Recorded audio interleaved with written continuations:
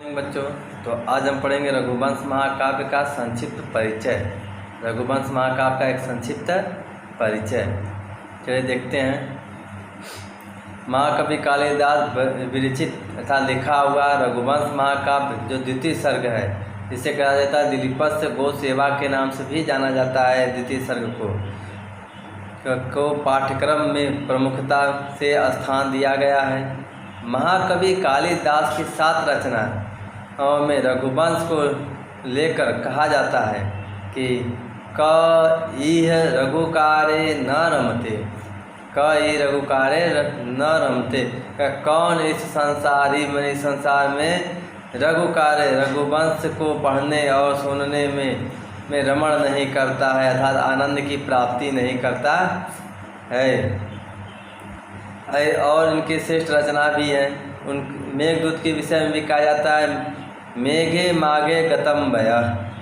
कालिदास के मेघदूत को तथा माघ के शिशुपाल अलवद को पढ़ने और समझने में एक विद्वान व्यक्ति की समस्त आयु बीत सकती है।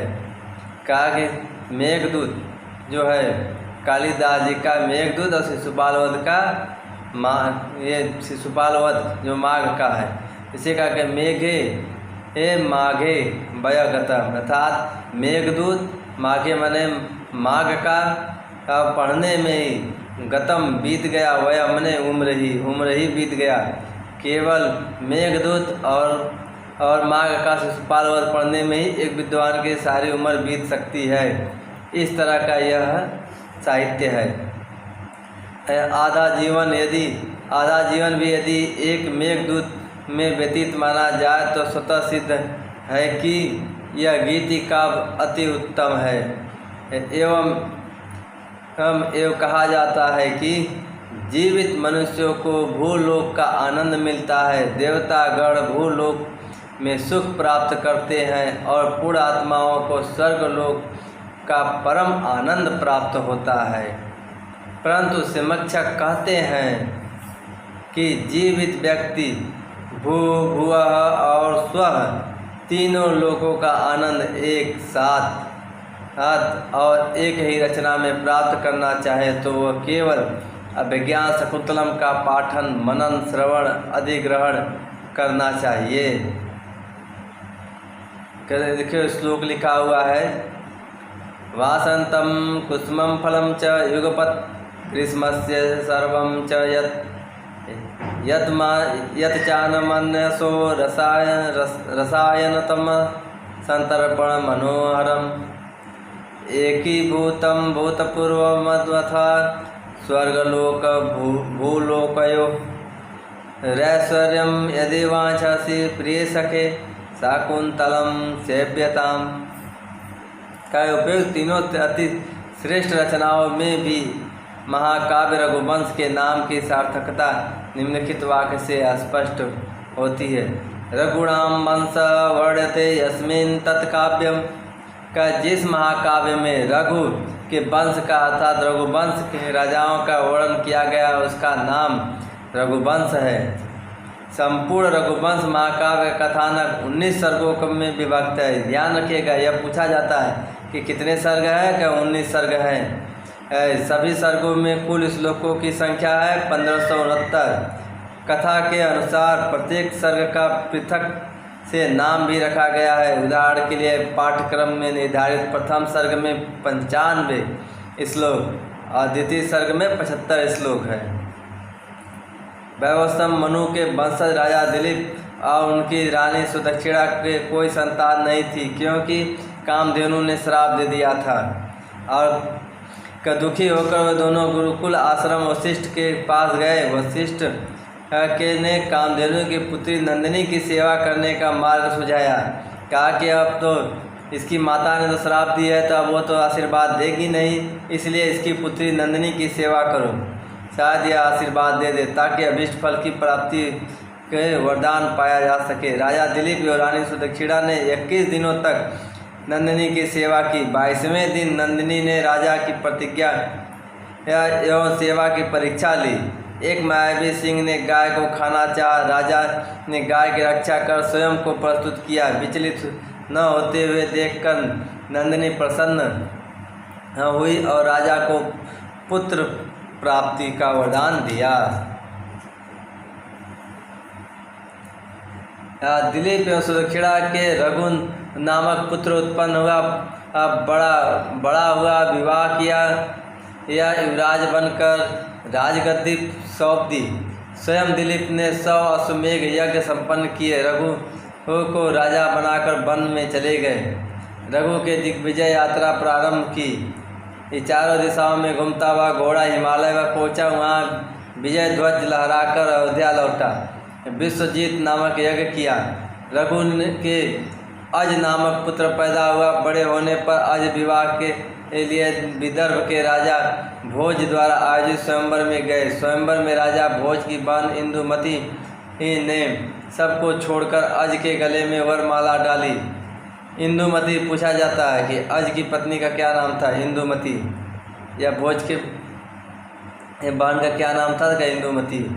राजा भोज ने प्रसन्नतापूर्वक अपनी बहन का विवाह अज से कर दिया। यहीं पर प्रदत्त एक उपमा के कारण दीप शिखा कालिदास उपाधि प्रसिद्ध हुई। क्या यहीं पर एक उपमा अलंकार का कोई उदाहरण दिए होंगे, उसी से यह दीप शिखा कालिदास की उपाधि प्राप्त कर लिए। अज इंदुमती को लेकर राजधानी में पहुँचे रघु ने अज का राजा अभिषेक किया और सारा भार उसे सौंप कर वन में चले गए। अज और इंदुमती के पुत्र दशरथ का जन्म हुआ। दुर्घटना में इंदुमती की मृत्यु हो गई। अपनी पत्नी के वियोग में किया गया अज का विलाप संपूर्ण साहित्य में प्रसिद्ध है। दशरथ का राज्य अभिषेक कर अज ने भी प्राण त्याग दिए। दशरथ ने कौशल्या आदि तीनों रानियों से विवाह किया। तमसा नदी के तट पर भूलवश शब्दवेदी बाण से श्रवण कुमार का वध हो गया। उसके अंधे माता पिता ने दशरथ को शाप दिया। संतानहीनता से परेशान दशरथ ने पुत्रेष्टि यज्ञ कराया। तीनों रानियों में से 4 पुत्र पैदा हुए। कौशल्या के राम, सुमित्रा के लक्ष्मण एवं शत्रुघ्न, सुमित्रा के लक्ष्मण और शत्रुघ्न, कैकेयी के भरत। कैकेयी के केवल एक पुत्र भरत। विश्वामित्र यज्ञ एवं तपस्वियों की रक्षा के लिए राम एवं लक्ष्मण को मांग लिया। राम और लक्ष्मण दोनों लोगों को मांग लिया। मिथिला नरेश जनक द्वारा आयोजित स्वयंवर में राम ने शिव धनुष तोड़कर तोड़कर सीता का वरण किया। इसी तरह लक्ष्मण का उर्मिला से, भरत का मांडवी से, शत्रुघ्न का श्रुतिकीर्ति से विवाह हुआ। भरत का मांडवी से, शत्रुघ्न का श्रुतिकीर्ति से, लक्ष्मण का उर्मिला से, राम का सीता से विवाह हुआ। राम के राज्याभिषेक की घोषणा से तिल मिलाकर कैकेयी ने अपने वर मांग कर राम को 14 वर्ष का वनवास और भरत को राजगद्दी दिलवा दी। पंचवटी में लक्ष्मण एवं रावण भगिनी सुपर्णखा के कान काट दिए। रावण ने क्रुद्ध होकर सीता को चुरा लिया। हनुमान जी ने सीता को खोजा। राम ने लंका पर चढ़ाई की। रावण मारा गया। विभीषण को लंकाधिपति बनाया गया। स्वयं अयोध्या लौट आए। पुष्पक विमान में आते समय सीता को पंपा सरोवर, पंचवटी, गोदावरी आदि स्थान दिखाए। अयोध्या के उपवन में ठहरे भरत आकर उनसे मिले। सीता के चरित्र विषयक सामाजिक कलंक के कारण राम ने सीता का निर्वासन कर दिया। लक्ष्मण गर्भवती सीता को वाल्मीकि के आश्रम में छोड़ आए। वाल्मीकि आश्रम में सीता के लव और कुश नामक 2 पुत्र हुए। बड़े हुए लक्ष्मण के अंगद एवं चित्रकेतु। लक्ष्मण के वे पुत्र थे अंगद और चित्रकेतु। भरत के तक्ष एवं पुष्कल तथा शत्रुघ्न के शत्रुघाती एवं सुबाहु 2 पुत्र उत्पन्न हुए।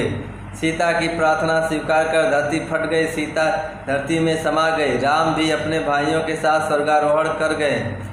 शेष 7 भाइयों ने मिलकर कुश को अपने परिवार का मुखिया बनाया। कुश का नागकन्या कुमुदवती से विवाह हुआ। कुश एवं कुमुदवती के पुत्र अतिथि ने 4 प्रकार की विद्याएं सीखी। निषद राज की कन्या यहाँ से अतिथि का विवाह हुआ। कुश की मृत्यु पर कुमुदवती भी सती हो गई। अतिथि के निषद और निषद के नल इत्यादि होते होते रघुवंश में कुल 21 राजा क्रमशः उत्पन्न होकर राजगद्दी संभालते रहे। अंतिम राजा अग्निवर्ण था।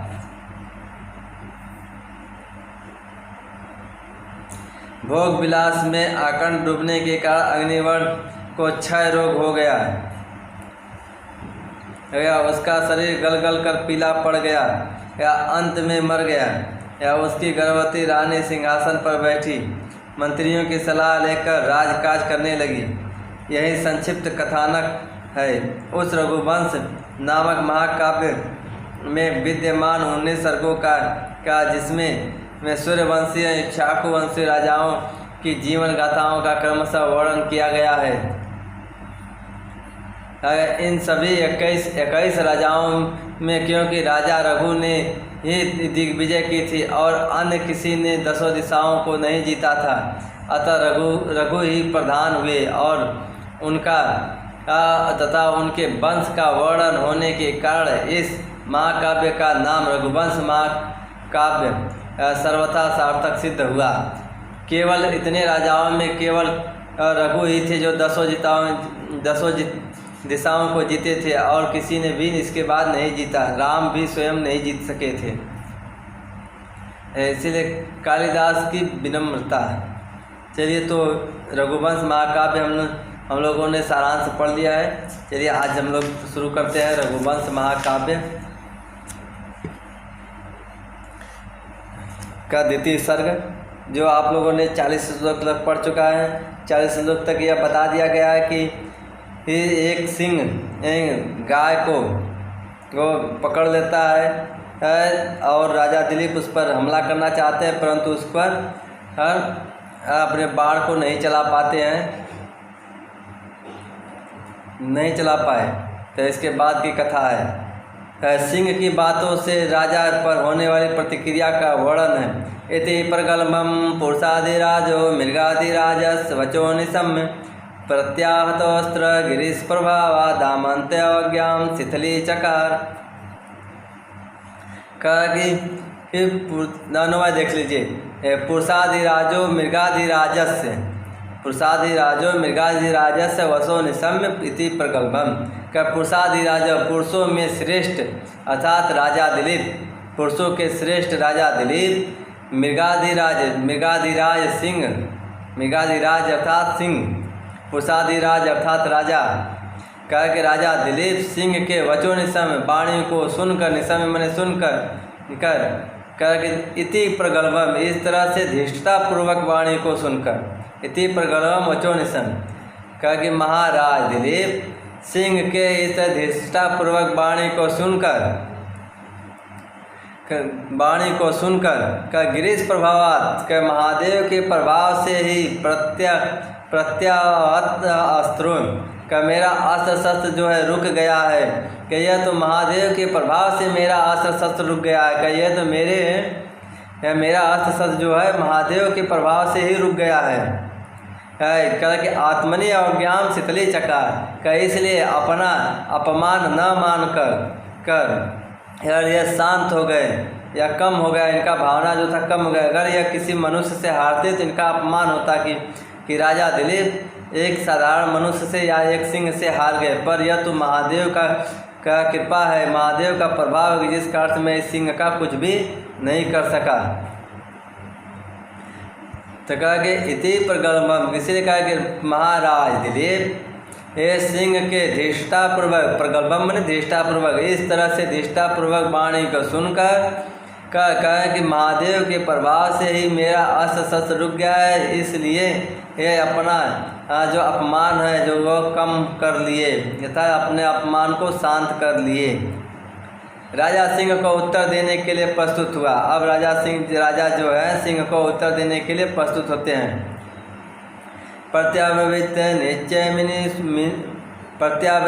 निश्चयमिषु प्रयोगे तत्पूर्वभंगम वितत प्रयत्नम जडीकृत तबंबक वीक्षणेन वज्रम मुमुक्षन यु वज्रपाणि।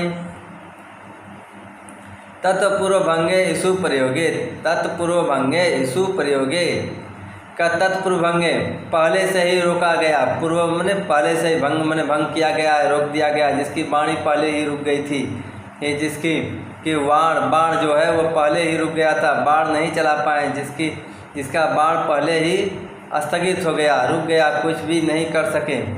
कह गए इषु प्रयोग मैंने बाण, कह गए जो पहले ही जिसका बाण रुक गया हो, वितत प्रयत्न निष्फल प्रयास, बाढ़ के रुकने से जिसका पहले से ही बाढ़ के रुकने से निष्फल प्रयास, निष्फल प्रयास से ब्रजम मुमुक्षन, ब्रज चलाने के इच्छा से, ब्रज चलाने के इच्छा से त्र्यंबक वीक्षणेन, त्र्यंबक महादेव के, त्र्यंबक वीक्षणेन महादेव जी के देखने से, महादेव जी के वीक्षणेन मैंने देखने से, त्र्यंबक मैंने महादेव का, महादेव जी के देखने से जड़ीकृत हो गया है, रुक गया हो वज्रपाणी इंद्र के का भी, इंद्र का भी, वज्रपाणी मैंने इंद्र, वज्र को धारण करने वाला, अर्थात वज्रपाणी बहुव्रीहि समास है इसमें, यह अर्थात इंद्र का कि महादेव के देखने से ही ये जो जड़ीकृत हो गया है, इस तरह से इंद्र के समान प्रत्यावित बोला, इंद्र के समान है, इस तरह से सिंह से बोले, प्रत्यावित का सिंह और सिंह से बोले, इस सिंह से क्या बोले, कहा कि मेरा तो पहले ही बाढ़ चलाने का प्रयास निष्फल प्रयास है, जिस तरह से इंद्र, जिस तरह से महादेव के देखने से ही इंद्र का वज्र चलाने का इच्छा जो थी वह जड़ीकृत हो गया, वज्रपाणी वज्रम मुक्षण, इस तरह से कर देते हैं। कहा कि महादेव त्र्यंबक वीक्षण, महादेव के देखने से ही इंद्र के वज्र चलाने की, वज्रपाणी वज्रम मुक्षण, इंद्र के वज्र चलाने की इच्छा से ही जड़ीकृत हो गया है, रुक गया हो, इस तरह से प्रत्यावित, इस तरह से उत्तर दिया। ठीक है बच्चों, तो द्वितीय सर्ग का 2 श्लोक आज पढ़ चुके हैं। अब अगला श्लोक 43, 44 और 45 अगले दिन पढ़ेंगे, अगले वीडियो में फिर मिलेंगे। वीडियो देखने के लिए बच्चों धन्यवाद। लाइक नहीं किए तो लाइक जरूर कर दीजिएगा। धन्यवाद बच्चों।